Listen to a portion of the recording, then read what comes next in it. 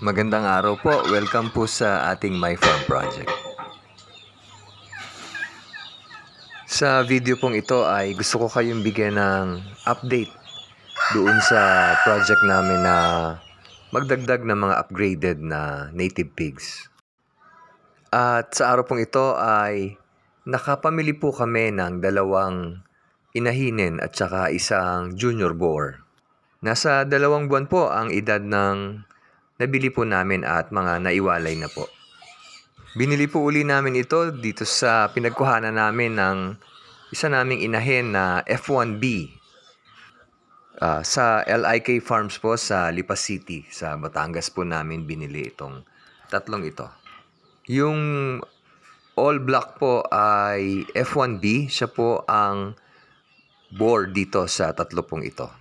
Yung 2 naman pong may batik ay ang aming magiging mga inahin. Sila po ay F3B, kung saan mas mataas po ang linya ng lahi na galing sa Berkshire. Kaya may mga spot-spot po silang puti sa kanilang mga pangangatawan at mas mahaba po sila sa karaniwang native, bukod pa sa mas matatangkad po sila.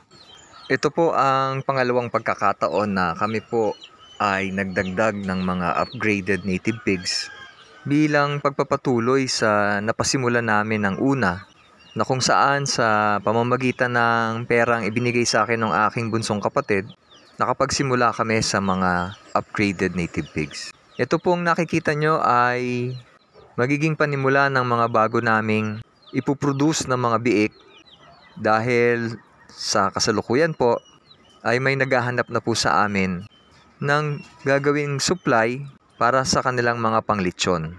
Ang size na hinahanap po nila ay ganito po na mahaba at aabot ng mga 15 to 25 kilos po yung kanilang hinahanap. Sa pangalawang pagkakataon po na ito ay sana nga po sa tulong ng Diyos ay mapalago po namin ang panibagong batch ng mga upgraded native pigs na nakuha po namin. Maraming salamat po sa inyong pagtangkilik sa My Farm Project. Sa mga susunod pong videos ay lagi ko po kayong bibigyan ng development sa aming mga alagang ito. Happy farming po sa ating lahat, mga kasama.